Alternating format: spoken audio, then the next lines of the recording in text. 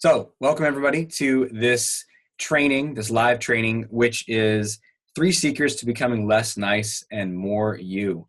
Super important. And maybe you came to this because you've seen some of my videos on YouTube where I talk about niceness. It's a big topic. My book, Not Nice, which I got a copy of right here. Maybe you've read that or listened to that or part of it. I know it's long. So I want to distill some key ideas down for you today so that you can put this stuff into practice, because I know reading a book and listening to it and, oh yeah, that's maybe I'll do that one day. And I want to make it something you can take away like today and go use. And if you've already read the book or are reading it, this will just reinforce the key ideas for you. And we're going to get into all these key things that I mentioned in the email, in case you didn't see it.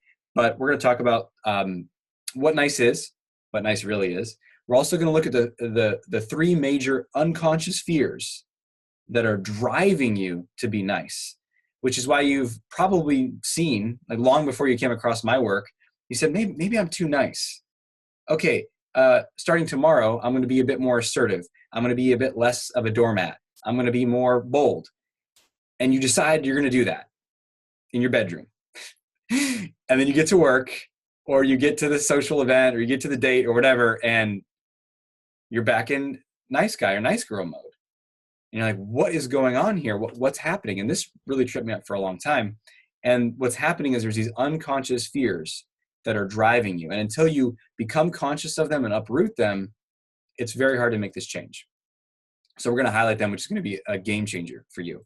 Then we're going to get into 2 specific techniques to break out of approval seeking and people pleasing, which is a big part of niceness.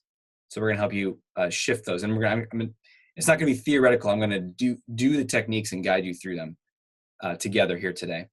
Then we're going to look at the 3 core steps of being less nice and more you. Very simple, top-level process of how we're going to do it. And then the biggest mistake that I've seen of why people don't break out. It's probably hands down the biggest pitfall. Can't hear the doc. You guys can't hear me. Can't hear me? Who can't hear me? On the app. You can.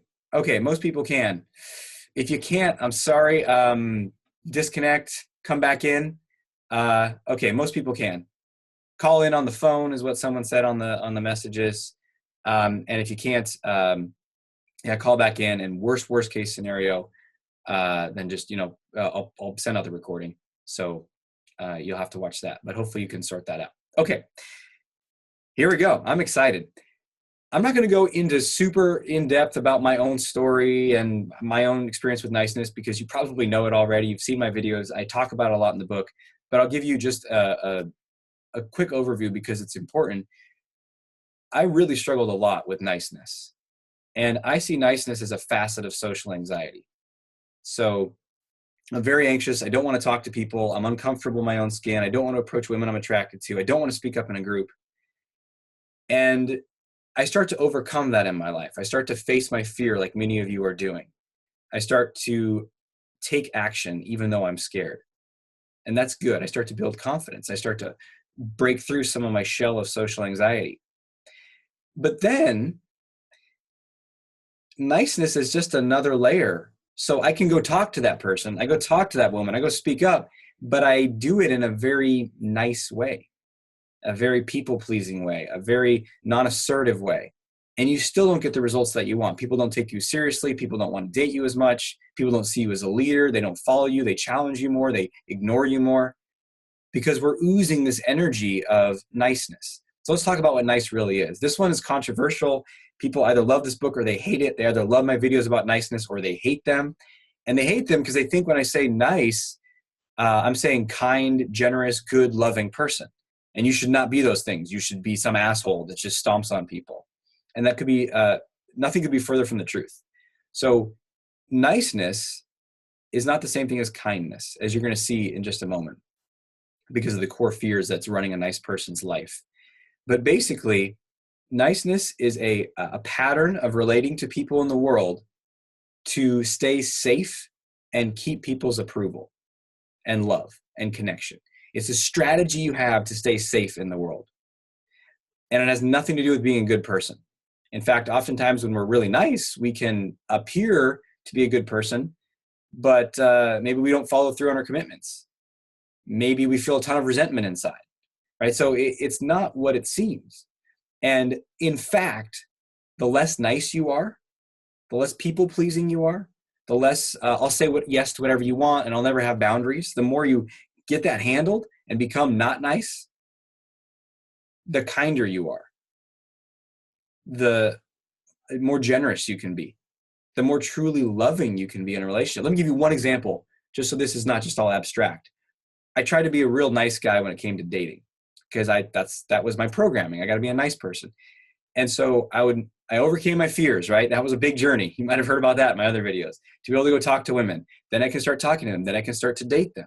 And what I found is I found a woman to start dating, there would be this connection forming, and I wanted to be the nicest guy. So I wanted her to feel really good about herself. And I wanted her to feel very special. And so I would represent that she was very great and very special. And that means I was super into her. I was super available to hang out. Almost like I love you at first sight. You're so great is what I wanted to communicate because I really wanted her to feel good about herself. A very nice thing to do, right? Well, no, because how long can I sustain that? What if that's not true? What if I feel that way for a little while and then I'm not actually that into her? And so I'm not being real. And at the core of it, when we're playing the nice person, we're not being real. And so if you want to know what the opposite of nice is to be boldly, authentically, and unapologetically yourself. That's the opposite of nice. That's what we're here to do. So let's get into it. What are the unconscious fears that drive us to be nice? And these are actually the core elements of what niceness really is too. So the first fear that makes you really nice is the fear of disapproval. We're afraid that other people aren't going to like us. In fact, it's an idea that I need you to like me, and I cannot tolerate it. It's intolerable in my body if you don't like me. In fact, let's just look at that right now. I want you to take a moment and think of, you can close your eyes if you want, and think of someone in your life that matters, that you think is significant or special or cool, or someone you want to be friends with, or someone you work with, or a boss or a partner or a date or a friend or someone. Okay, doesn't matter who they are. Just let them come into your mind. Now I want you to imagine that person being upset with disliking you for some reason.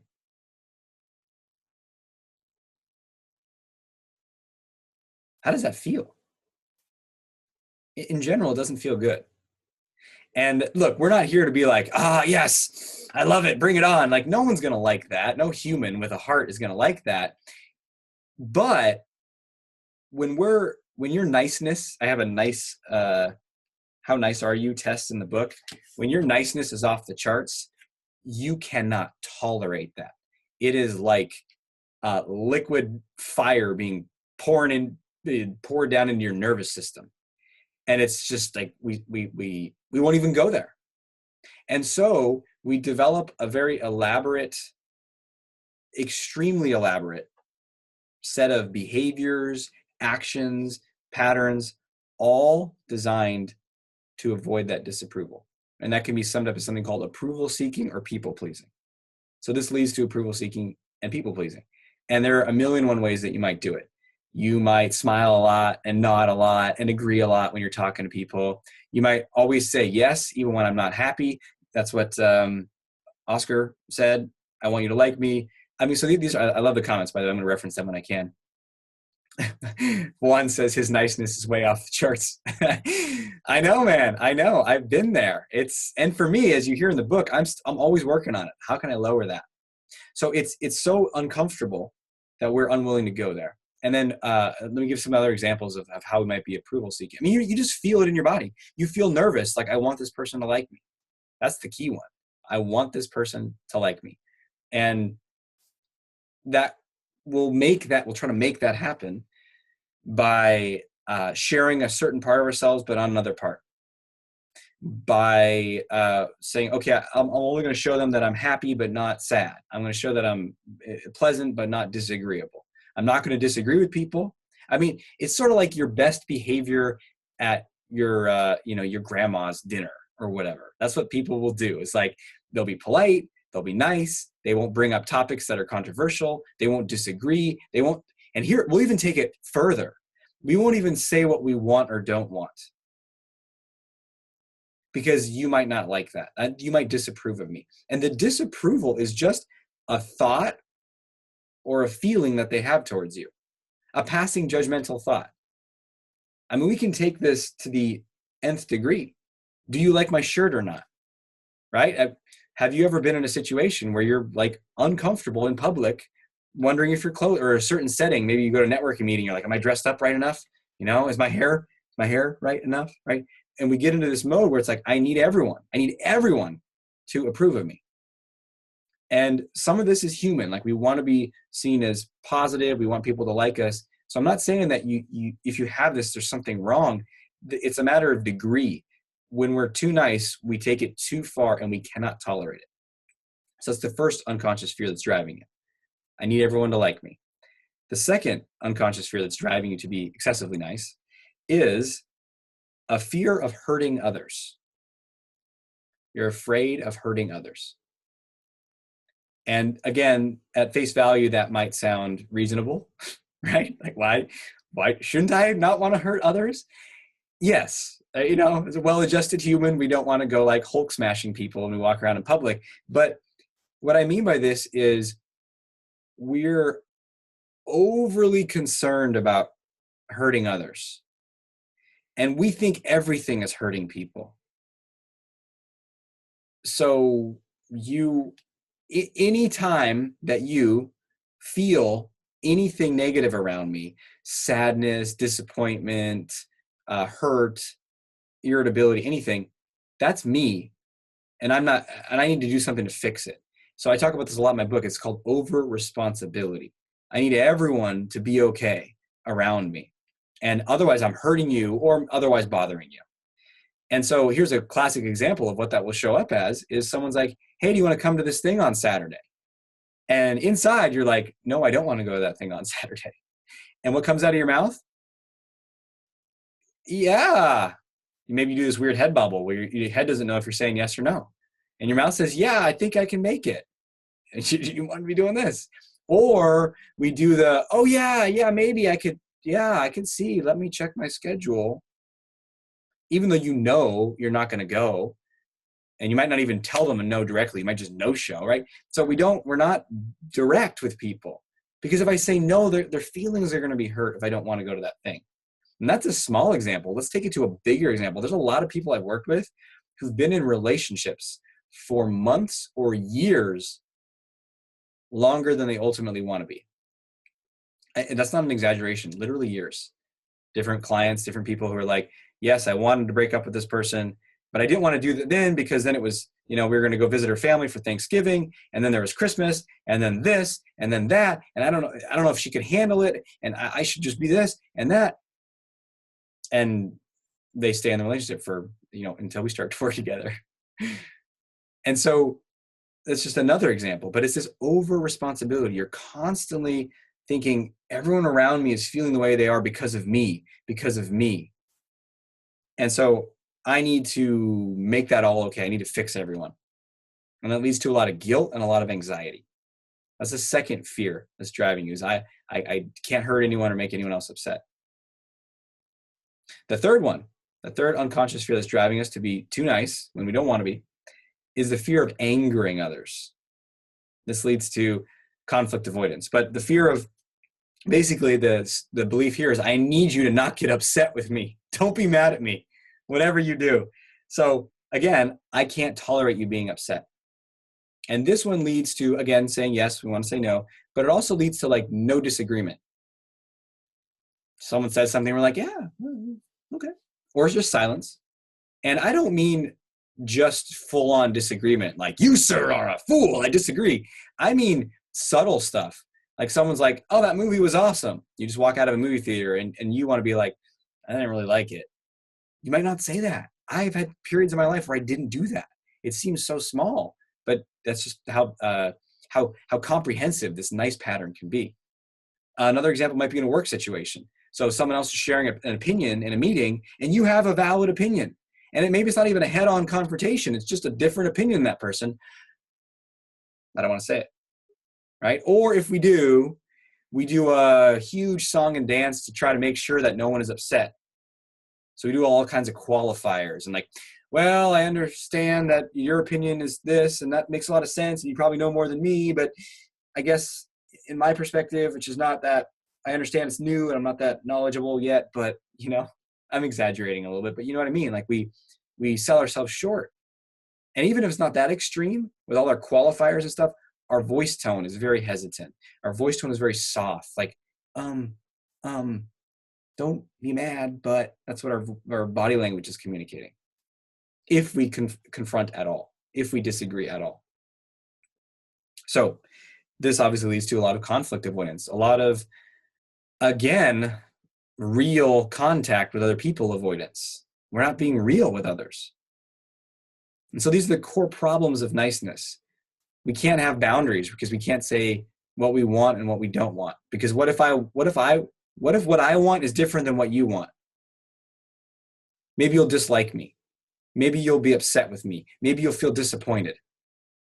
You want to hang out on Friday, or you want to have sex now, or you want to go to this thing, whatever it is, with a partner, with a friend, but I don't want to. Now we have differing wants.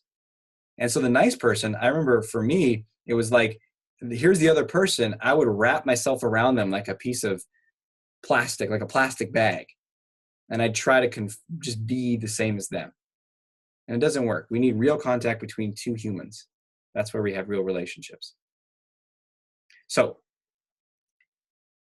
this might be new for some of you. This might be some stuff you've heard in the book, but I really want you to get that these are the things that are preventing you from being how you want to be. And we're going to talk about now how to change this, how to break free of this. Some of you might already know this by rote. You might have a very good intellectual understanding from the book of like, great, yes, of course, approval seeking. That's what I do. How do I stop doing it? Great. Okay, let's talk about that now. Take a sip of water.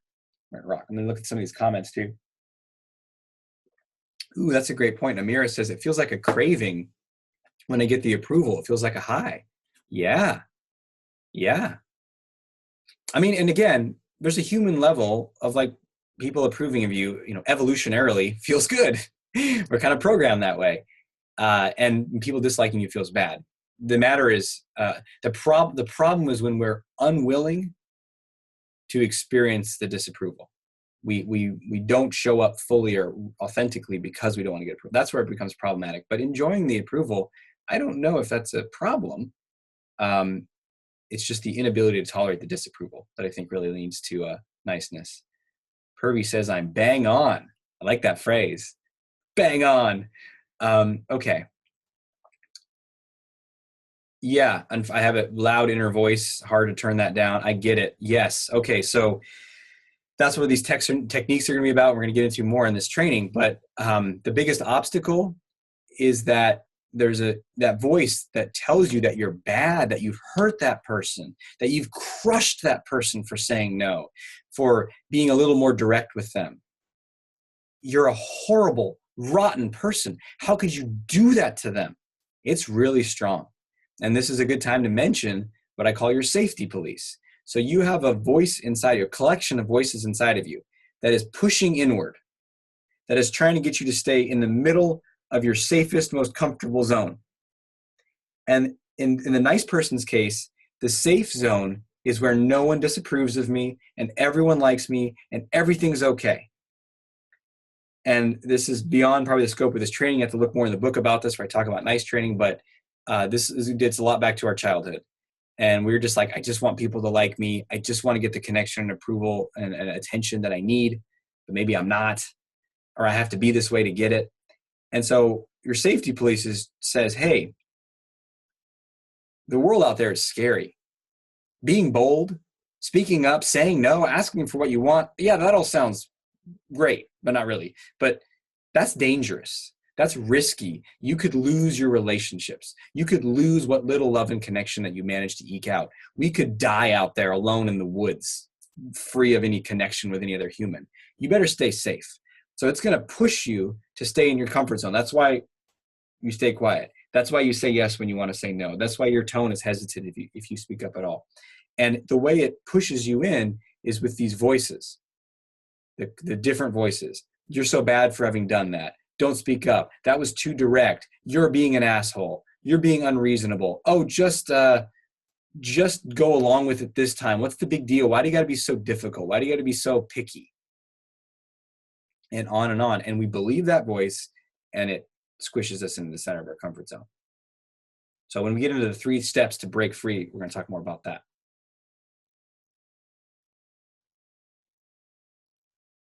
Yep. So Rasmus, this is a great point. For me, I get so angry at times, but I don't want to express or say anything, so I leave or cut that person out. Yes. So this is one of the downsides of niceness, is when we're nice and we have to avoid conflict because we can't, upset anyone. Yet we're still human animals. We still have like a limbic system of emotions that's going to get angry. In fact, the more we suppress stuff and stuff it down and be submissive to other people, the more pissed off and resentful we're going to get inside. The more we say yes when we want to say no, the more pissed off we're going to get inside. But it's not okay to be angry, right? So we stuff it down even more. So what's going to happen is we're forced to express the anger indirectly. It's our only option, right? It's got to go out somewhere. So how do we express it indirectly? One of the most common ones is to just cut someone off, be less available. That's what I used to do in dating. There's something not going right in a dating relationship, and I would just end the relationship after like 3 weeks. Instead of having a basic conversation like, when you do X, I don't like it, or it feels like we're doing too much of this, I want to do more of that. Instead of saying that, I just end the relationship. And I feel an aversion inside, like, ugh, get away from me, right? I call this micro versus macro boundaries. So a micro boundary is when you can like tell someone like, hey, I noticed you're interrupting me when I'm sharing a story. What's going on there? Like, it seems like that happens a lot, right? You're speaking to a very small thing that you might be able to tweak and fix with them. That's a micro boundary. You're saying, I don't really like it when you interrupt me a lot. The macro boundary is like, I'm done talking to you. You're out of my life. I hate you, right? That's all we got. That's our only option if we can't if we can't have disagreements or conflicts. We just got to cut them out. So Rasmus, that's a great point.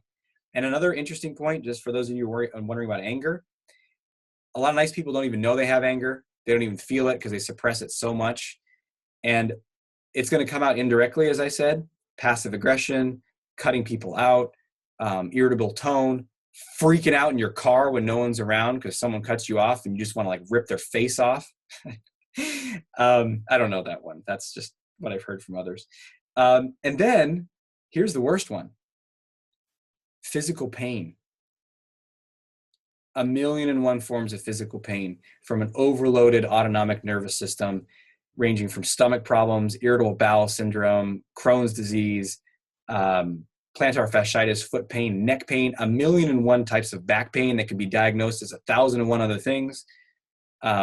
Problems with hearing, headaches, migraines, jaw problems, TMJ, shoulder problems, neck problems, carpal tunnel problems. I mean, so many of these things, and there's a whole field, and I talk about that in the book. You can check out Dr. John Sarno, Sarno. If you are struggling with any sort of chronic pain, you have to become aware of the mind-body stuff. That's helped me go from being on a medication for an autoimmune disorder for 15 years. Yes, I had the pain for 20 years. I was on the medication for 15 to be completely free of all medications and in the most physically fit shape of my life, running 10Ks, lifting weights, all because of understanding this. So I could go on that. That could be a whole nother webinar in itself, but be aware of that. And if you want to go deeper with that, check that out. Okay, these are long comments. So I'm going to actually read through all these later and maybe even do a follow-up video where I talk about some of this stuff. So, okay, but let's keep on with the, they're so good though. They're so good. Okay, let me see if I can address one more. Danielle says, yes to the micro and macro boundary. That's exactly it. I'm definitely guilty of building up resentment over a long time and then getting so bad, I end up just launching the macro. This is quite triggering, but good to know I'm not the only one. Yeah, no, this is extremely common, Danielle. And it's, I like it, launch the macro. I'm going to launch the macro. Okay, so let's talk about how to shift some of this stuff. Because you know me, I'm all about identifying the problem in a really clear way, but then we got to get to the solutions here. Because just being able to describe your problem, what good is that? I mean, it's helpful. It's the first step, but we got to find our way out. So how are we going to do that? Let's talk about the first technique, which is plug in your hose. It's a very official name, engineered by scientists in a lab. Plug in your hose. What do I mean by this? So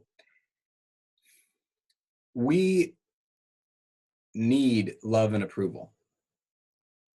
You know, I'm talking about wanting approval is a natural, because we need connection, and love and approval, acceptance of who we are, is part of connection. You need that. I need that. Every human needs that. So when I'm talking about overcoming approval seeking, it is, you know, some people want to say, like, I just want to not care at all what anyone thinks of me ever. It's like, well, if you don't care what anyone thinks of you ever, how's that going to work for like a relationships? You know, like, you just want to care a little less, right? You want to kind of get in the middle. So we need that love, that connection, that approval. The problem is we don't have good sources of it. So think of it like this. You have, here's your heart. It needs that stuff, right? And you feel it when you don't get it. You feel this pain inside. And imagine that there's a hose that's like hooked right into your heart. And we have the end of this hose, like a big hose, like a fire hose. And you have the end of this hose. And what most of us are doing when we're in nice mode is we're walking around all day, every day, and just like going up to people and saying, like, can I plug my hose into you? Can you give me the approval that I seek? Yeah? No? Okay. Can I plug in my hose with you? And so what this shows up as is like, you're going to go meet a friend for dinner, and they're going to bring a friend you never met before. And you're meeting that new person, and inside you're like, I need this person to like me. Was that funny enough? I don't know if that was funny enough. That wasn't good. I should tell a better story. Oh, I'm so nervous to meet these people. And so basically you're saying, well, this new person that I don't know, can you put that in my heart? Can you give me what I need? The approval that I need? And even if in long-standing relationships, let's say you have an ongoing relationship with a spouse or a friend, right? You know, of course, there's an ongoing flow of love and approval back and forth. But it's like, let's say they're pissed off at you, or let's say you need to say no to them for some reason, or you need to have an honest conversation with them about they didn't do something, or they're not meeting their commitments or their word to you, and it's upsetting you. In that moment, they might not be like oozing love and approval at you. They might not be like, oh, thank you so much for telling me. Yeah. They might be like, what do you mean? They get defensive or whatever. And then we're like, oh, no, I have to keep the hose plugged into you or else I'm toast. So we have to be able to do something about this. We have to be able to plug our own hose in, or else we're going to suffer from this forever. And I find there's two main places that you want to be able to plug your hose in and start to fill that void of love and connection and approval. And you probably already know what one of them is. You want to throw it, the umbilical cord. That's right. Umbilical cord to your heart. So throw in the chat, what do you think, what are your guesses as to what those two are? The two things that you need to be able to plug your hose into by choice, consciously, regularly. Death and ruin.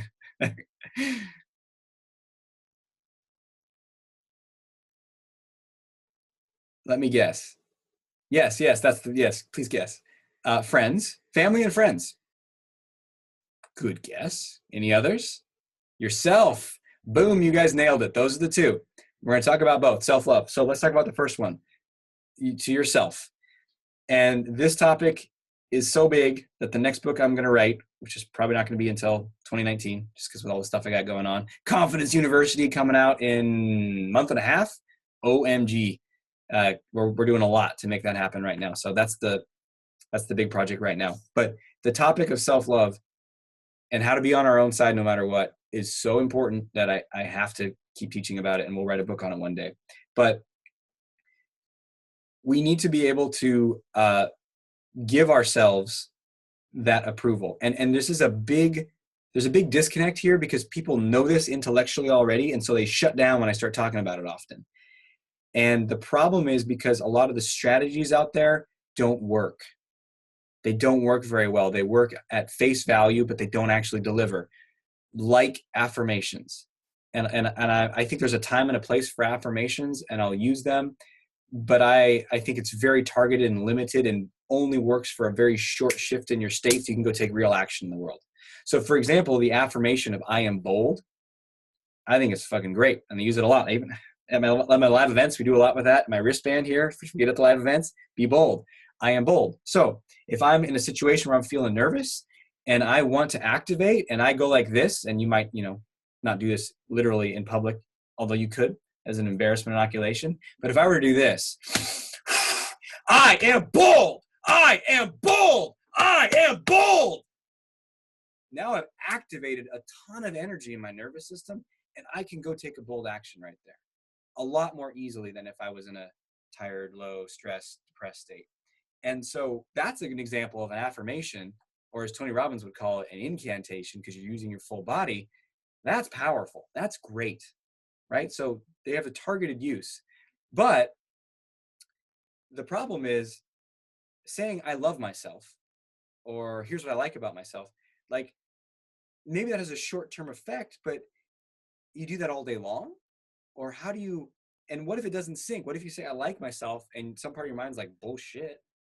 Or what if you say, like, well, I'm good looking, or I'm attractive, and another part of your mind's like, no, you're not. You just feel aversion when you look in the mirror, right? So how do we shift this? And there's a guy named Kamal Ravikant, who's awesome. I interviewed him on my podcast. He has a book called Love Yourself, Like Your Life Depends on It. You can check out the episode at shrinkfortheshyguy.com. Just type in Love Yourself, it should come up.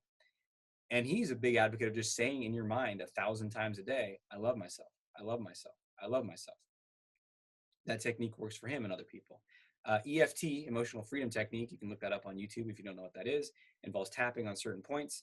And as you do that, saying, even though I feel anxious right now, or even though I feel guilty right now, or even though I want this person to like me, I love and accept myself. And it's trying again to work that pathway. And that can be effective for people. What I found to be most effective for helping people build self-love is actually to give yourself what it is that you most need. And what you most need, you can even think about this in a relationship. Think about it this way, because this does relate to childhood a lot for all of us, whether we know it or not. What is it that kids need, like the nutrients, the emotional nutrients that kids most need? Think of young kids. What do they most need from their parents and others? There's a couple of key things. First and foremost, they need some form of attention, right? Like if you ignore a child, they're going to freak out, right? They need attention. That means like, hi, I'm looking at you. Like my younger son, Armand, who's 2.5, he'll just sometimes come up to me and be like, hi, hi. And I'll just be like, hey, hi. And then he'll go, he just like, there's a little joygasm at getting that attention from me. So attention. The next thing is understanding or empathy. Understanding or empathy. So it's not just like I see you, it's like I see you and I get you. And understanding empathy might be, the kid is scared. And instead of saying to the kid, don't be scared, you say, you're scared right now. The kid is angry. Instead of saying, why are you so angry? Stop that. I'm going to get angry to make you not be angry. You say, wow, you're angry right now. That's like the empathy, the reflection. The understanding is like, I get it. I get it. Of course you're scared right now. It's okay to be angry right now.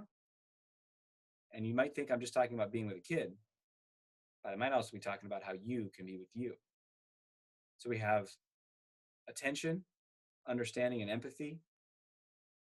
And then if you can, some sort of approval or seeing the good within, acknowledging the strengths.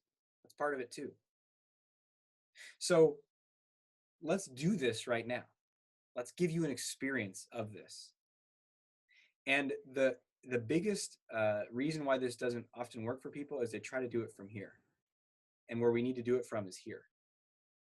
So I'm going to encourage you to do this fully. If you're driving or whatever, and you can't, just do it the best you can with your eyes open. You know, if you're walking somewhere, whatever, just do it with your eyes open, kind of follow along. But if you can, close your eyes right now. And I'm going to close my eyes. So we're all going to close our eyes. So close your eyes, and I want you to take your dominant hand and put it on your heart, whether it's your right or your left hand, your dominant hand, and then put the other hand over it. So you have two hands on your chest, right over your heart, the center of your chest. And I want you to breathe and focus in. And no one can see you. Most of your cameras are off, so don't worry about it. What do they think of me? Don't let the approval seeking get in the way here. Just push it aside. You're safe. You're okay. You're loved. And go into your hands with your awareness. Like, feel the warmth of your hands against your chest. And just breathe. And you can relax your face and bring your attention right into your chest, almost like you're breathing right in and out of your heart. And filling your lungs, your lungs deeply so your belly is moving too as you breathe. Just bringing all your attention. And if your mind gets active, you thinking or distracted, or just okay, just bring it right back to your hands against your chest. You can even push against your chest a little bit, like inhabit your body. Be in your body. Breathe into your chest. Feel this body.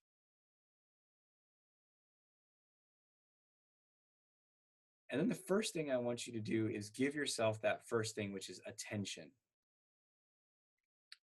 Open, spacious, non-judgmental attention. That means, like, what's happening inside of you right now, in your heart, in your mind. Are you at peace or are you tense? Are you excited or are you tired, drained?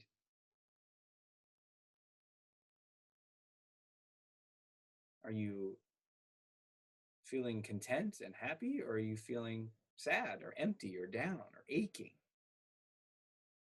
Maybe a mixture of these things.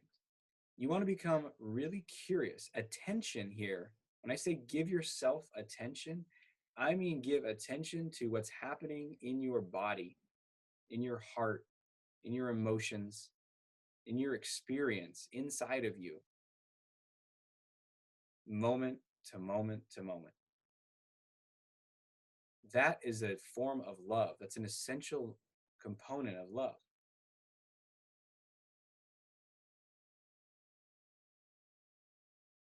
And whatever you notice, just be with it. Maybe it's uncomfortable.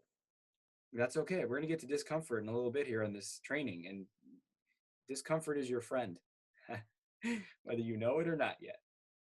So it's okay if it's uncomfortable. And then we want to bring in the second element when we start offering ourselves empathy and understanding. So just acknowledge, yeah, I'm feeling blank right now, or I'm thinking about blank right now. I'm really stressed about this right now. I really want this to go this way right now. I keep checking my damn text to see if so-and-so texted me back right now. Whatever is happening, you just acknowledge it, feeling in your body, breathing into your heart, and just meeting it with understanding, like, giving it understanding, like, yeah, it's okay. The theme of understanding is like, I can see why I'm feeling that way. It's okay to be feeling that way. And if some part of your mind contracts and says, no, it's not okay, and your body tightens up, just breathe and relax. Part of loving, part of this muscle or this skill of learning to love yourself is being able to let it be okay. All of your feelings are okay. Even one of my teachers would say is love the unlovable. So even if you fell short, let's say I don't know, you're trying to eat a certain way and you didn't, or you wanted to speak up in a certain way and you didn't, even then, especially then, it's okay. Yeah, I was scared and I didn't do it. It's okay. I get it. I get why I'm scared. So letting go of resistance, like I shouldn't be scared or I shouldn't be feeling this way or why am I feeling that? And just soften into your body, into your heart, and it's okay. Empathy and understanding. And then the third element is this acknowledging the goodness, approving of yourself. Like, can you tune in your heart into a feeling of, I'm okay. I like who I am. I am who I am. I don't need to be this perfect version of me or this version of me that solved all my problems or has obtained all my goals. Like I'm okay.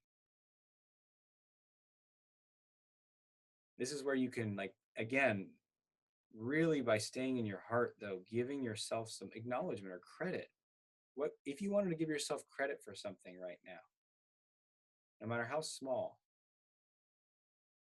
think about what that is and acknowledge that for yourself, even if no one else knows about it or no one else ever will notice it.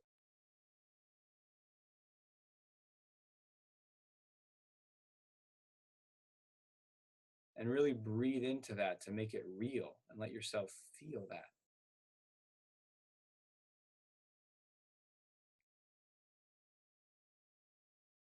And then while we're here and in this state, we're going to transition over into the other place that you can plug in your hose, which is there are people that already love you.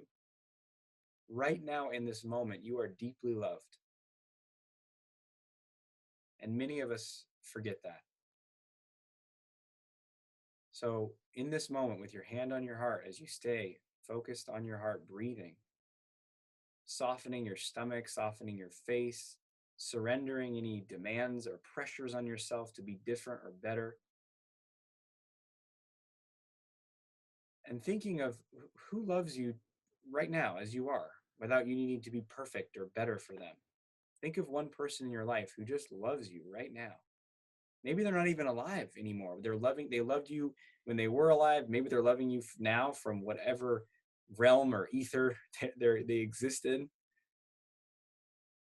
Can you tune into that and feel that love in your chest, that approval?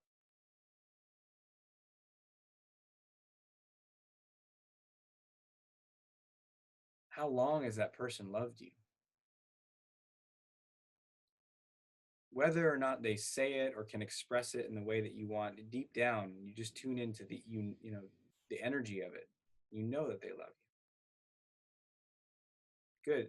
Let that person go now and think of someone else. This could be a friend, a family member, a dog, a cat, a grandpa, an uncle, a colleague, a client, someone else who loves you, appreciates you, likes you, approves of you, some version of that. Bring that person to mind now.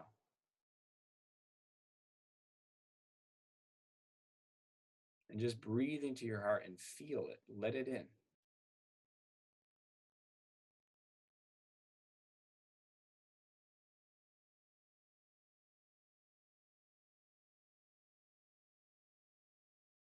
Good. So taking one more moment here and just breathing in and just noticing how you are. What does it feel like? Maybe you feel a warmth in your chest or perhaps an opening. Maybe it feels good. Maybe you're coming against a block or your mind is stopping something or you're tensing and blocking. That's okay too. Meet that with empathy, with curiosity, with love.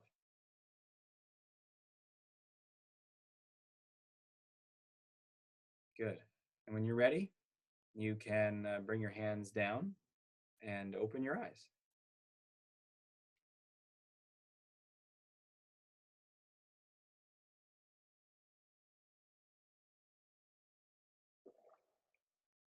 Okay. So there we go.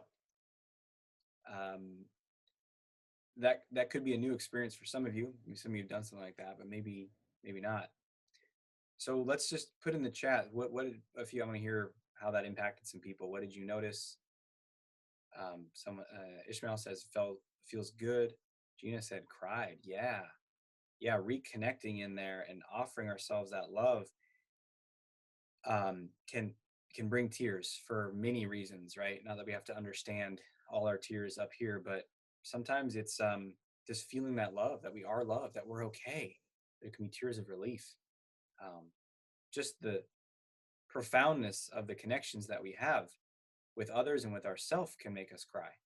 I have that often with my kids. I'll just, as I think about them, or my wife, I'll just, or other people in my life, I'll just tear up. I'll feel the power of that, the meaningfulness of that, significance of those relationships. And sometimes when we start to go into and love ourselves, we cry because we feel sad. We feel sad for how much we've abused ourselves and neglected ourselves and taken that little part of us that just wants that attention and approval and said, I'm not going to give it to you. You don't deserve it yet. Be better. And then you'll get it from other people. And it's this whole trap where we never get enough from other people because we're never good enough. And we start to see that and feel that, and we just feel grief. And that's good, because that's waking up to like, hey, I need to heal my relationship with myself. Natalie says she noticed anxiety. Yes. So very common when we start to go inward. A common experience is super mind activity. It's trying to block it. I got to figure out my to-do list. Or a lot of anxiety. And the fear here is the fear of feeling. It's the fear of going in. Because when we go in, we can feel love. We can feel self-love. We can also feel pains and wounds and times we were hurt. And we can heal all of that by going deeper and deeper into it and being with it. But there can be some fear or anxiety about that too. Absolutely.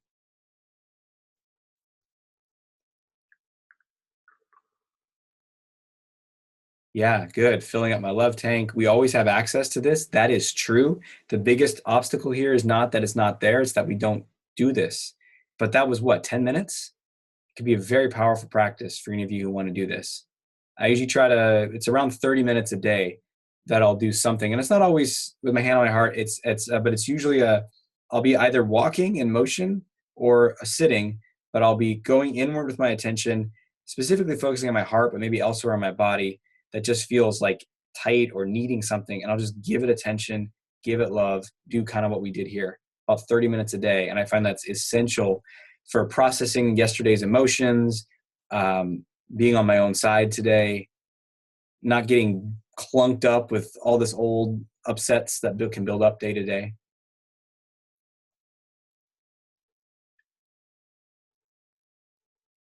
Yeah, recording. Yes, we're going to send you guys the recording of this. Don't worry, in case you want to go through that again. Okay. Yes. So let's plugging in the hose. And so it's very valuable to take that time to give yourself that approval. Seriously, if you do that, you will find that your need to get that approval for someone else will start to go down over time as you give yourself more of that. And also taking that time to think about and really not just intellectually list the people that love you, but really feel the people that love you is very important, because we as humans need to bond and connect with others. As I said earlier, it's called attachment theory in psychology. We need to attach and have healthy attachments, connections to others. The problem is we forget about those, and then we go into a social situation or a work situation and we become very insecure in our attachment, and we think that everyone there, all the strangers there and acquaintances there, those are the people that are going to become my primary attachments in life. But they're not. So you have a family, or you have friends, or you have a spouse, or you have a dog, or you have someone that's a primary attachment to you. And then you go out into the world and can interact with them. And then, okay, that person doesn't like me. Well, that's okay. I am still loved. And for those of you who are, you can also tap into something bigger. You can go inward enough to get it, or go outward enough to get it. And you can find a spiritual source of love, of connection. So if some of you are like, wait, I don't have family, I don't have friends, and no one loves me, first of all, I would question if that's really true. That's a story you tell yourself. And secondly, can you find a way to tap into something deeper? And sometimes you get there by doing a meditation or getting into nature, getting out of your head. So that's plugging in the hose. The second technique to break out of people pleasing and approval seeking is to own your reality. Own your reality. So let's shake our bodies out because we just did a deep kind of inner thing, self-love thing. This other technique is more of a power-based one. So you want to shake your body out, take a few deep breaths in, kind of quick through your nose, out through your mouth. In through your nose, out through your mouth. Good. So own your reality. When we're in the people-pleasing, approval-seeking mode, we exist and reside. We live in other people's reality. And what I mean by that is, what do you think? Is that a nice color or a bad color? Is that a nice shirt or an ugly shirt? Was that a good thing to do or a bad thing to do? Was that movie good or bad? Are tacos delicious or not delicious? Whatever you say matters more than what I think. And that's how we operate. So, you're in a situation and let's say people are sharing their opinions and someone shares their opinion and you share your opinion. And then afterwards you're like, oh, I didn't say that right, or my opinion wasn't very good there, or like they know more than me or whatever. And you're saying their perspective matters more than my own. Their opinion matters. What they want matters more. Everything of them matters more than me. Instead of deciding I'm going to live in my reality, and in my reality, it's okay to speak up and share your opinion, my opinion. And I talk about, I have your Bill of Rights in the book. I don't know what chapter it is, somewhere in there, 6 maybe. You have a Bill of Rights. Like, I have a right to be, here is my bill. That's like claiming your reality, doing that Bill of Rights. If you haven't done that exercise in the book, I will highly recommend it. If I can find it in 8 seconds, I will reference where it is. 7, 6, 5, 4, boom, got it. Your Bill of Rights, page 127 of the book, a paperback version of the book. I don't know where it's, if you're listening to the book, it's there right at the beginning of part 2, chapter 6. But create your Bill of Rights. That is, I know there's a lot of exercises in the book, and most of us don't do exercises in books, unfortunately. But dudette, do that exercise. Do yourself a huge favor. I even have a video on YouTube where I talk about it. You can type in probably just, Confidence Bill of Rights, Aziz or something on YouTube, and you'll find it. But doing that's help you own your reality. In my reality, it's okay to what? In my reality. So then when someone else has an opinion or a perspective, you can say, okay, that's theirs and this is mine. And mine doesn't have to be right for you. I don't have to jam mine on top of yours. It's just, okay, you can have that perspective. I think you spoke up too much in that meeting. Okay. Do I think that I spoke up too much in that meeting? No. Okay. Well, there you go. Right? And so it's shifting that from, you think that, okay, that's so. So we need to strengthen our reality. And the best way to do that is going to be creating your own Bill of Rights. I have a right to what? What are all the things that you have a right to do? That's more in the book. So, and in that YouTube video. So in the service of time, because we're already almost at an hour, I'm not going to go into that because I want to get to the 3 steps to being less nice and the biggest mistake. And then we're going to do a little more Q&A. And then I want to share a gift that I have with you for those of you who are here that I think is really going to help you make this a reality, make this something that's going to happen for you in your life. So 3 steps to being less nice and more you. Step 1 is you have to decide to be less nice or not nice. You have to really get down in your bones, like, this isn't good for me. This isn't serving me. This is making me anxious and guilty and having body pain and feeling depressed and not able to have the life that I want and not able to have the relationships that I want. This is effing me up. I don't want to be this way anymore. We have to make that fundamental decision, because as long as we're thinking, yeah, it's hard, but this is how I got to be a good person, then we're not going to make a change. We have to say, this isn't right for me. So decide to be not nice. Step 2 is you have to do the not nice behaviors. That means you have to assert a boundary or say no to somebody. Or so inside you're like, I should say yes, I should say yes, I should say yes. No, I'm not gonna be able to do that, unfortunately. So you do the uncomfortable thing. Someone's saying something that you don't like, and normally you're like, okay, fine. And you're like, I got to speak up here. I don't want to. Hey, listen, I got to say something here because I don't think that that's going to work, or I don't like that idea, or I don't like what you're doing here. And if you want very granular, specific strategies on how to do that, obviously the book's got hundreds of examples of stuff, but you have to do it. And that means saying no. That means asking for what you want. That means being more assertive. And then this is the other step, the third step that most people don't realize. First of all, step 2 requires courage, requires boldness. Maybe it requires some desperation because you don't want to live the way you've been living. That's how it was for me. And then step 3, though, is work through all the uncomfortable shit that comes up when you do step 2 and take the not nice actions, because it will come up. So you say no to someone, maybe you'll feel guilty. You state your opinion more firmly, maybe you'll feel anxious afterwards. Are they upset with me? Was that too much? Was that too far? And your safety police is going to say, yeah, it was too much. Yes, that was too far. Yes, you are a bad person. Remember, it's going to come in so strong. As soon as you start to challenge that nice cage, safety police is going to redouble its efforts and try to smash you back in it. And this little inner battle is going to start to occur. And you need to keep reaffirming, no, it's good to be this way. This is healthy to be this way. It's healthy to have boundaries.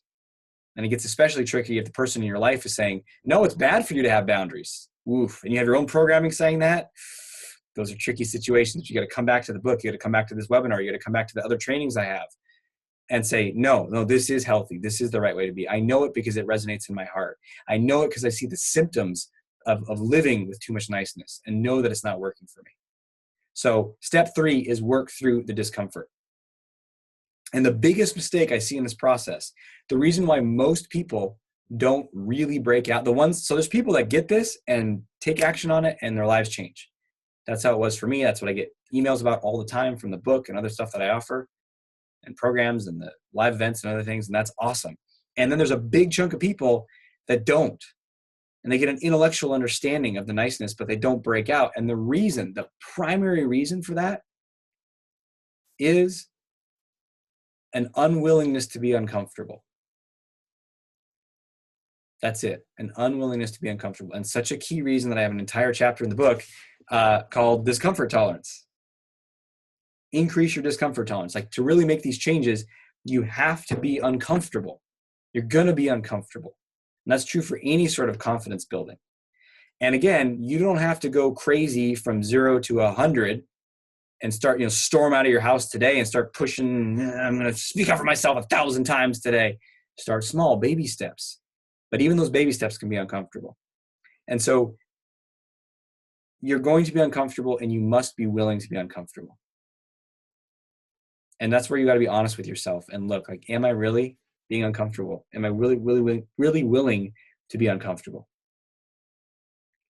And if you are, and if you do, it will work. And it's a process. It takes time. So you're not going to speak up for yourself once and then be over it. And a lot of the time people are like, yeah, but I'm not going to speak up to it's too uncomfortable.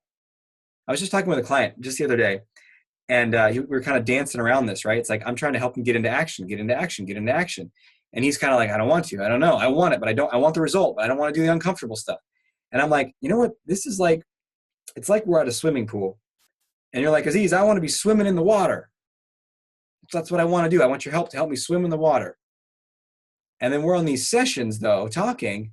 And I'm like, great, let's jump in the pool. Let's try this. Let's do that. And everything I do. And you're like, no, I don't want to jump in the water right now. What if it's cold? Besides, what if I jump in and my toes hit the bottom of the pool? That could hurt. I heard about a guy one time who dove face first into a pool and cracked his head open and died. Besides, what if I splash other people when I jump in? That wouldn't be good. What if I jump in and I look foolish, do a belly flop? Everyone's gonna laugh at me. And 1,000,001 reasons why.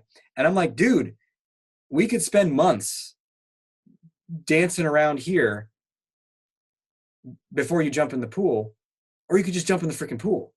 And here's the good news and the bad news. The good news is if you could jump in the pool, your life's going to transform. The bad news is jumping in the pool, as big of a deal as it seems to you, in this case, jumping in the pool could be what? being more bold, saying no, approaching the person you're attracted to, speaking up in a meeting, disagreeing with someone, challenging a boss, saying something that other people might not like, putting yourself out there in some way, right?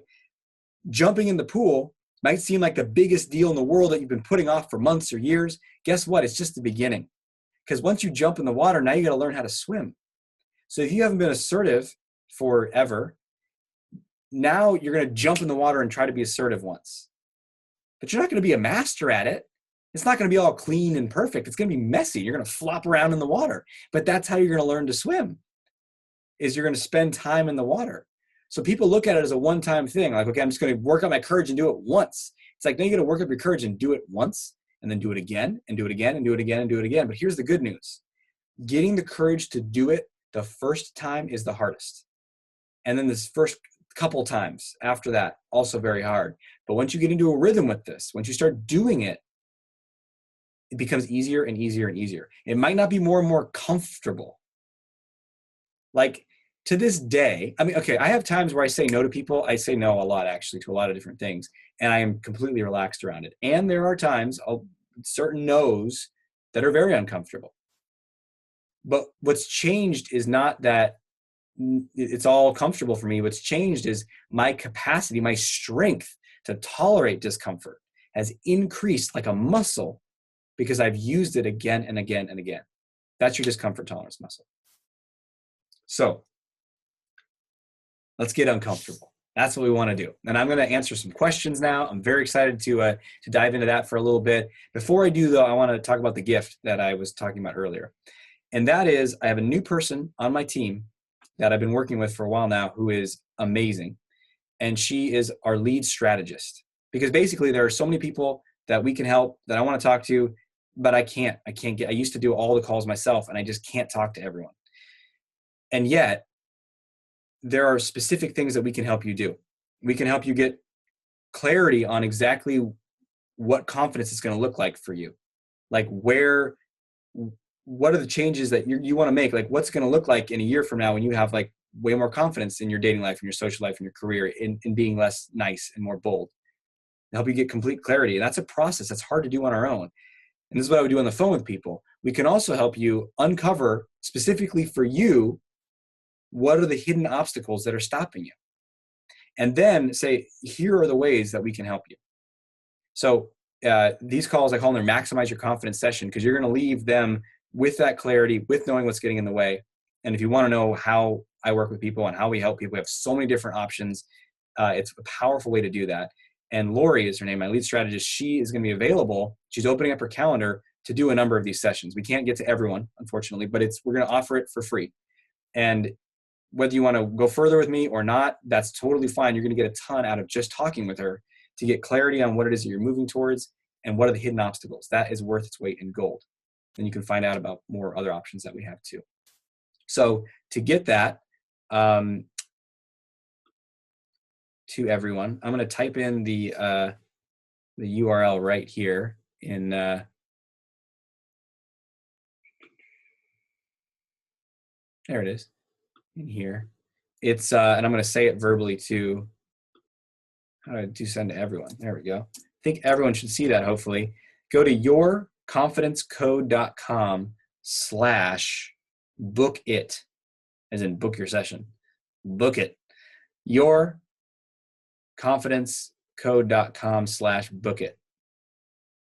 So if you're listening to this and you're not watching the chat or whatever, and when I send out the replay, I'll also have a link to this, but it's yourconfidencecode.com/book it, BOOKIT.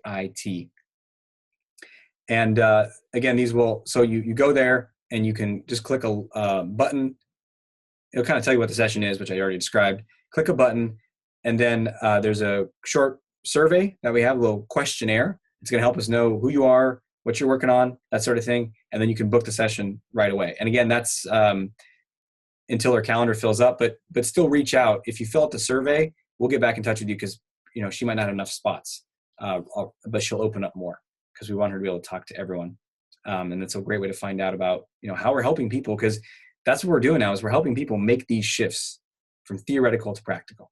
So I'm very excited about that. Go check that out. Take advantage of that. I don't know how often we could do something like this where we do it for that many people for free. So now is a great time to do that. And let's talk about some of your questions now, and then we'll wrap up for today. So, oh, great. Okay, Natalie's talking about the book. So throw in your questions in the chat. What questions do you have? And if we want to get fancy here, I don't know how this works. If this many people want to call, I guess I can't see everyone.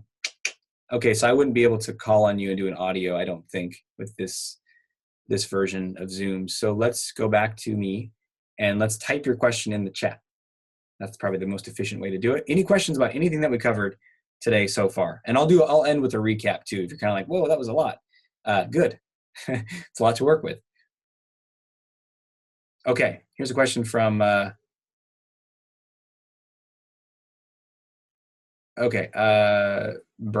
Brown. Hey Aziz, how would you set a boundary if someone wants you to be fully engaged with them in a conversation when you're feeling too tired, exhausted, or aren't in a good mood to be fully engaged? They seem to give an intimidating glare after when I'm not 100% fully engaged. This is great. These are the micro boundaries. These are the questions that I love, right? Because this is real life. How does not nice apply here? So first and foremost, in my reality, this is my Bill of Rights. In my reality, I get to choose where I put my attention. And so, that's important. If I'm feeling down or low or hurting or something and I don't want to give 100% attention, I don't have to. That's a new one. When I was younger, I felt like I had to give 100% attention to everyone or else they'd feel hurt and I'd be a terrible guy. So first and foremost, noticing like, what do I got right now? Tank's kind of empty. Don't want to do this. Secondly, I would say what's happening. I would bring that up and I would say, I noticed that I'm actually, I'm having a hard time tracking right now. I'm feeling a bit, whatever you're feeling, I'm feeling tired right now. I'm feeling kind of drained right now. So I'm having a hard time tracking. Whoa, my camera just freaked out. I think I'm back. Am I back? There, I'm back. I'm having a hard time tracking right now. I'm feeling a little bit drained. I want to talk about this with you, but I'm not sure if I can do that right now. And if it's a work situation, you might say, hey, let's talk about this tomorrow or after lunch. If it's a spouse or a partner or a girlfriend or a friend or something, say, hey, feeling a little drained right now. Let's talk about this a little bit more later. Or maybe I need to get a snack or eat some food, and then we can talk about it in a little bit. So this is the nuance of assertiveness. Sometimes people think like assertiveness is like, listen, I'm going to set a boundary on you right now. I don't have to give you my attention. I'm too tired. Like, no, it's just you let them know what's going on and say, hey, let's do something else. That's how I would do that in that situation.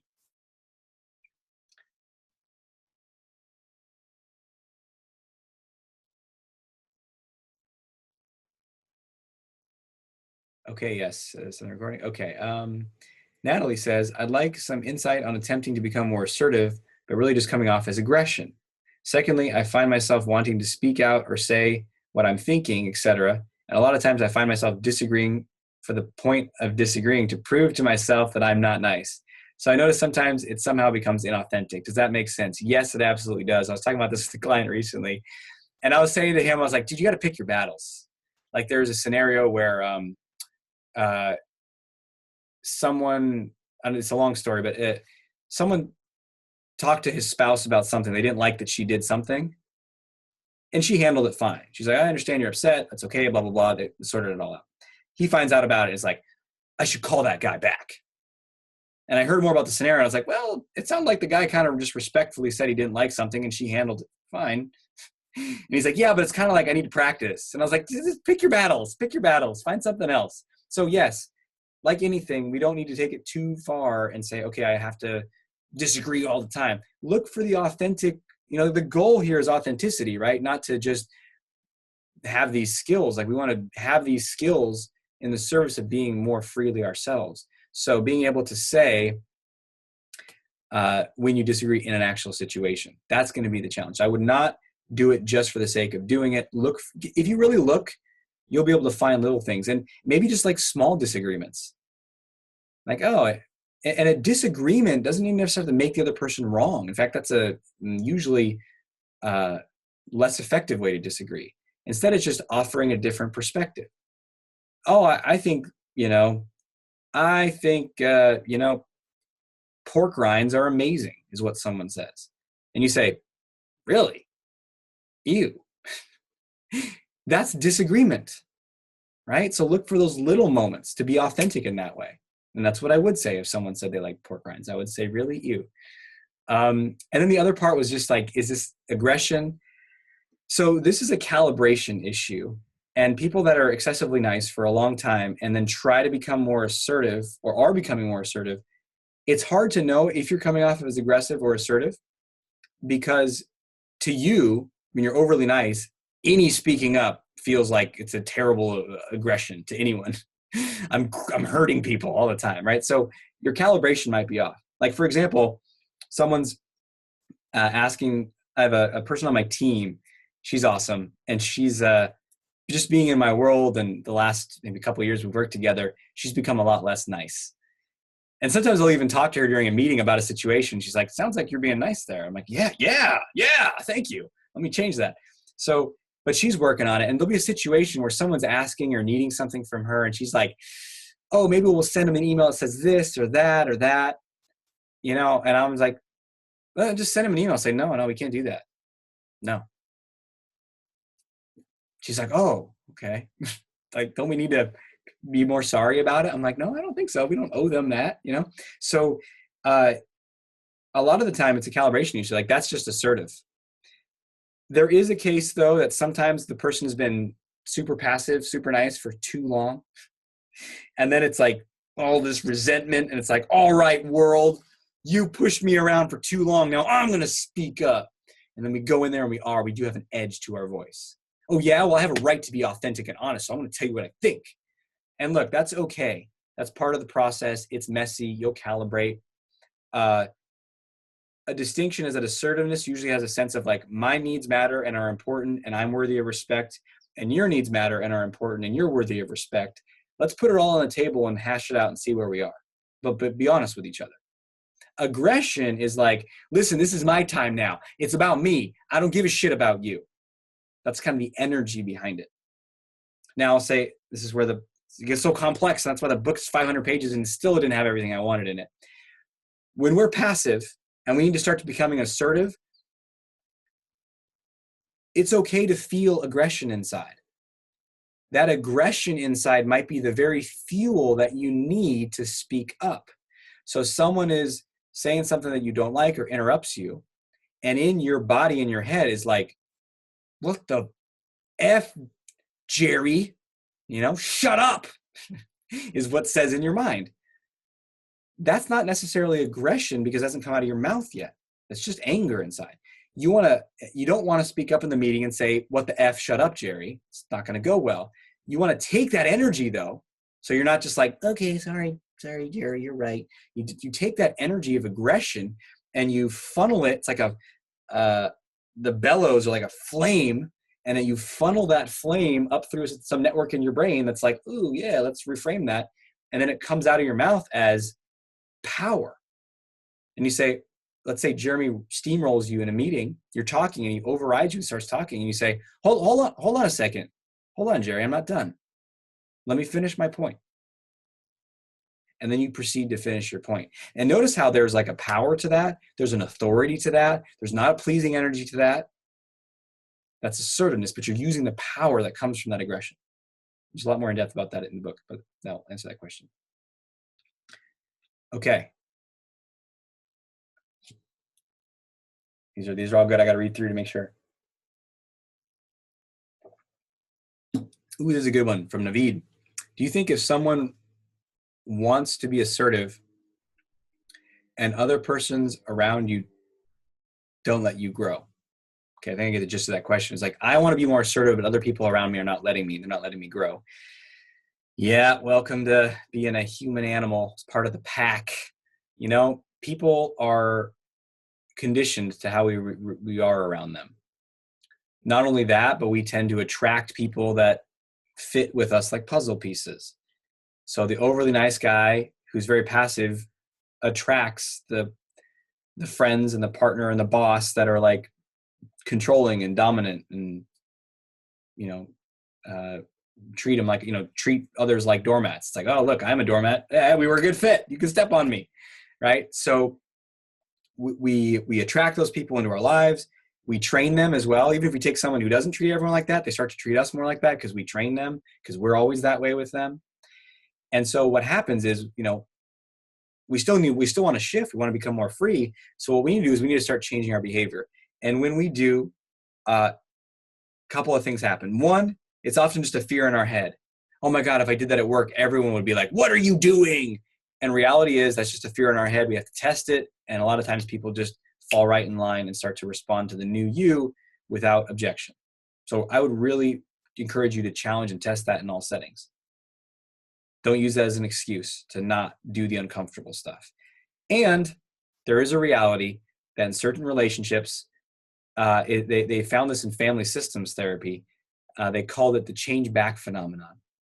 And that is when someone would try to make a positive change, other family members would do something unpleasant to try to make them change back. And the message was almost like, hey, whoa. I don't like this. Go back to the way you were and everything's cool. And maybe they'd show that by like getting angry at the person, yelling at the person, stonewalling or freezing the other person out, avoiding the person, talking negatively about the person, doing something to try to make them change back. So if that's happening for you, the answer is boldness. The answer is to take total ownership and total responsibility for your life, because you don't want to be 10 years from now or 20 years from now or on your deathbed and to have the primary regret of the dying, and the 5 regrets of the dying, which the primary regret is I did not live the life that I wanted to live. I did what others wanted. I was not who I am, but who others wanted me to be. It's the primary regret of the dying, from this big article that came out maybe, 5 years ago or something. So you don't want to be in that situation. So you got to take total ownership and say, look, it's not them stopping me. It's me stopping me. Even if they're saying stop, I'm the one who's then saying, okay, fine. And we need to persevere.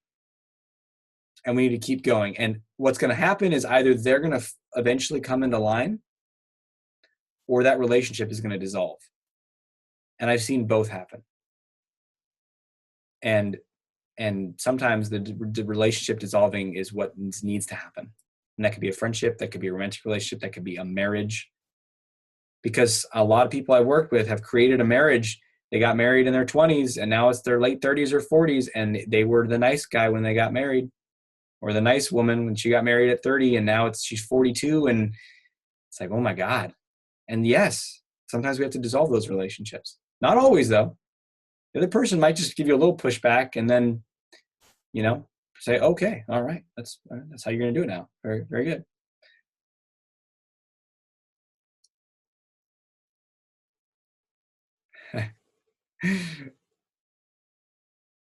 Okay.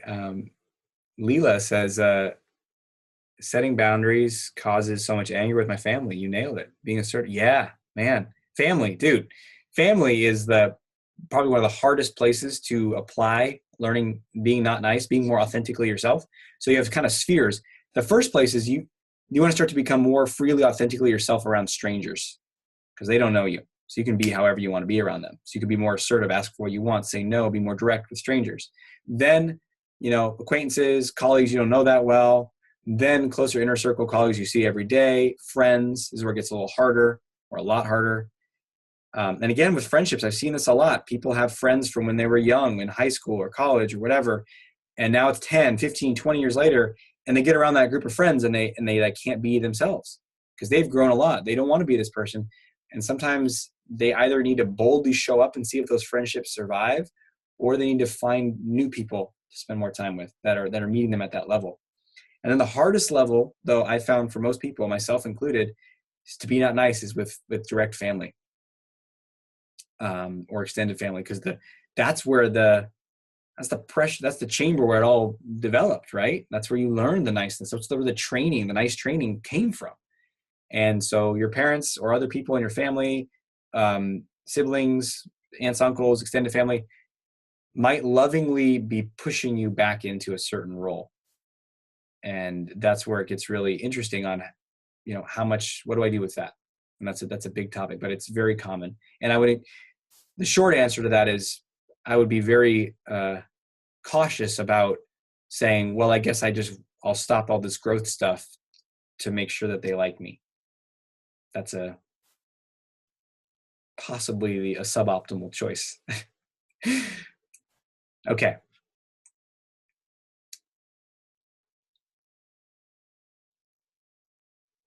Yeah, okay. Ishmael says, Aziz, I want to share my experience. The most important thing that helped me the most was being on my own side no matter what.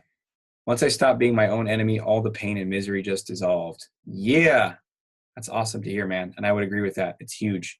And it really helps this stuff in a deep way. Awesome. Okay. Sarah says, how to deal with people talking over you, especially as a woman. Yeah, people talking over you is a big deal, and it can happen more in certain particular cultures and or companies, organizations can have cultures where the woman there might be an overlooking of like, yeah, she's getting talked over. That's just kind of how it is. So again, this one it's very important. We train people on how to treat us. And so if we just keep letting it happen, we're condoning it, we're allowing it, we're kind of encouraging it, unfortunately. And so we need to speak up. The solution is to actually speak up in the moment. Because if you go to that person later and be like, hey, I noticed you talked over me in the meeting and I didn't like that. Like it's probably not going to work. I don't know the exact specifics, but it's probably not going to work as effectively as in the meeting. It's like a show of force. It's a power. You're demonstrating a lot of this stuff. I talk about in the book too, pack hierarchy stuff. Like we're animals. We are underneath our intellect and our science. We're animals, right? So there's all this stuff going on, power and whatever. And so we need to be able to display calm, dominant, as Cesar Millan, the dog whisperer, calm, dominant energy. So you need to have your calm, dominant energy. And so that would be someone tries to override you and you need to stop that. Hold on a second. One of the best ways to do it, here's a stock phrase that almost works every time. They start to talk. Now, it's different if, let's say, it's like your boss. Maybe there's a culture, in which case you have to let them finish, and then you still can speak back up, though, and continue on. But let's say it's not. Let's say it's a colleague or a peer or whatever. They don't have that authority over you, and they interrupt you. Or even this can happen socially, too. Someone starts to interrupt you, and I would put my hand up slightly, not like just like it would look just like this. So I'm talking, and they start to interrupt, and I'd say, hold on a sec. Let me finish. So my point is, blah, blah, blah, blah, blah, blah, blah, blah, blah, blah. Hold on a sec. And notice I'll even sometimes do like, hold, like it's like a halting, like, hold on a sec. You might want to even practice that, like in the mirror, on your car ride. Hold on a second. Hold on. And notice my volume might get a little louder. Or wait. Let me finish. Hold on a sec. This is important. I want to get to this. And then I want to hear from you. And if you want to make it more, rapport building, you could say, hold on a sec. And notice the voice tone. It doesn't have to be, hold on a second. I'm not done. Can I finish? Can you let me finish? You could just say, and this is a rapport maintaining way to do it. You could say, hold on a sec. I want to finish my point here. And then I want to, but I do want to hear what you're saying. So just let me finish though, because this is important. Do you see how warm that is, yet firm? How assertive that is, yet not aggressive? So that's how I handle that situation.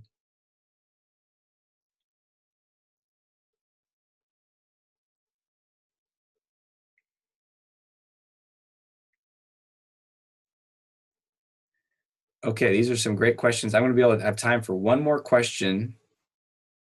And then or maybe two. Well, we'll see. Just a few more minutes here. I do want to mention, in case you missed it, what do I got? Do I still have it in the thread here? I'm going to paste into the chat that opportunity to book a session with my lead strategist, where we're going to help you get total clarity on what your life's going to be like when you have the confidence that you want. Very powerful exercise to do that with you. What are the obstacles? Uncovering what's really getting in your specific way, tailored for you, and then how we can help you if you want to shift that. But you don't have to do that. You can still just get the benefit of talking to her. It's highly worth it. I would recommend it. She's going to do as many as she can. So go to yourconfidencecode.com yourconfidencego.com/bookit, BOOKIT, yourconfidencego.com/bookit. And you'll be able to meet with her then. And we'll have the recording for this training. I'll send it out to y'all on the list. I'll also be putting it up on YouTube. So that's a great way you can find it as well. Awesome. And this is time limited as well. And you can talk about this with Lori if you wanted, but I have my live event. Oh, I forgot all about this. So I have my live event, the Ultimate Confidence Breakthrough. It's coming up in like 3 weeks, June 22nd through 24th in Portland, Oregon.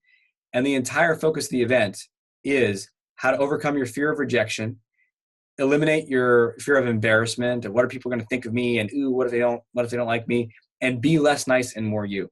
So if you found this training valuable, like, oh wow, this is what I need, this is like the tip of the iceberg. You know, that exercise we did earlier when in your heart, like imagine way more stuff, way more in depth, way more interactive, way more like getting you to do the stuff in a way that where it's not actually even that bad.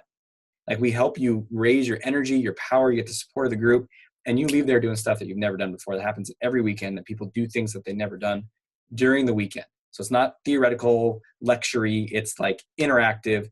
I teach a lot and we do a lot. And you bond with people there. It's awesome. So we have several spots left for that. The room is getting close to full. I don't know, I have to talk to someone on my team. Maybe there's about 5 spots left. I'm not sure. Something like that.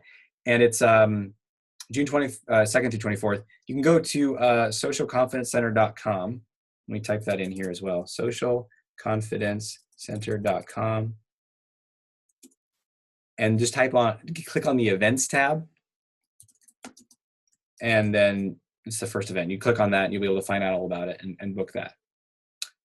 Ryan asks, am I coming to LA? No. Come here. Come to Portland.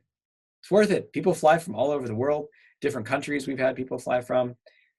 So Europe, people fly from Europe, Mexico, Brazil, Canada, all over the East Coast, the United States. So it's worth it. It's worth it. It's a big commitment to yourself to say, I'm going to do this and invest the time, the money, the flight, everything. Like you people are there to get results. That's amazing to be in a room with that many people. Where people are like, I'm going to solve this. We're going to do this. So you get inspired being around people. So yeah, check it out. No world tour trips planned right now. I got a 2.5 and 4.5-year-old, and I like spend a lot of time with them, and I travel enough for other things. So I don't want to throw in events too.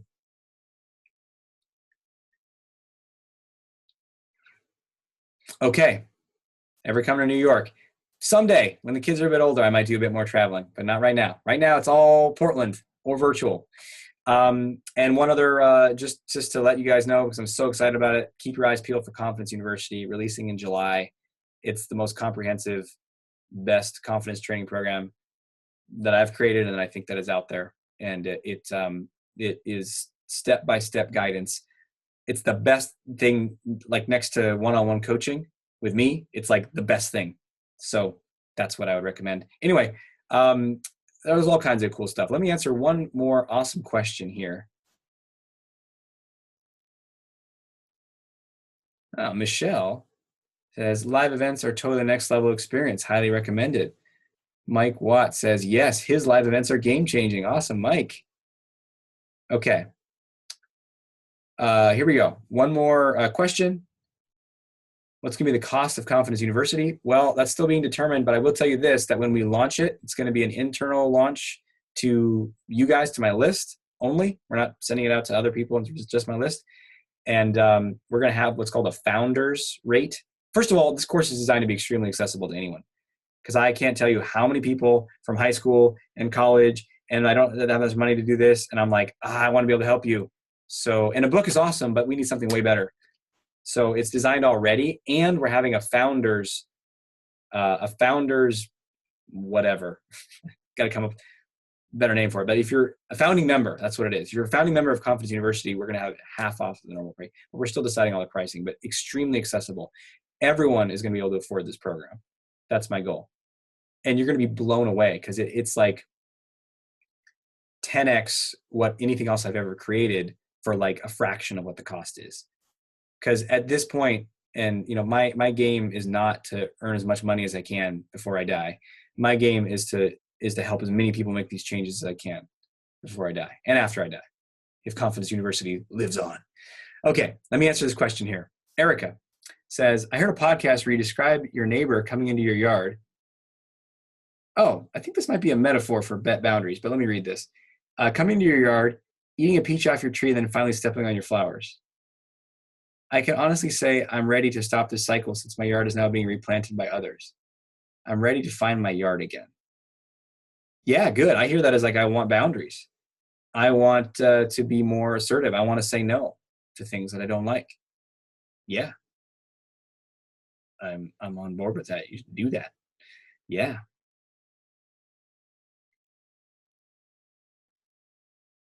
Leela says, how can I deal with a panicky feeling when I'm being assertive? Breathing, not sure what to do. Yeah, so panicky feeling of being not assertive. So that's okay. To this day, when there's a high charge situation and I need to speak up, for years I used to avoid it. Now I'll generally speak up. I can get a flush through my nervous system. It's like a strange feeling in my head, and it's arousal chemicals. It's fight or flight, right? Maybe the fight version of it. But you're not necessarily fighting them, but it's like you're mobilizing. And so that can be uncomfortable.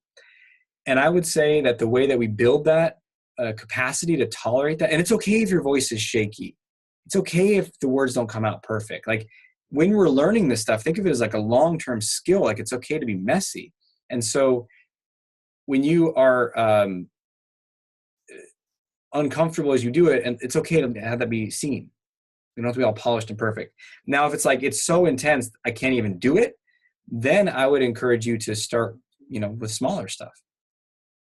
Maybe don't go confront your boss about X or your dad about Y or, your best friend about Z. Just like pick something small, something minor, little ways to say no to people, little ways to say disagree with someone, or little ways to be a little more authentically yourself, and build up a tolerance, a capacity to be able to have that panicky, uncomfortable feeling and still operate. That's the goal.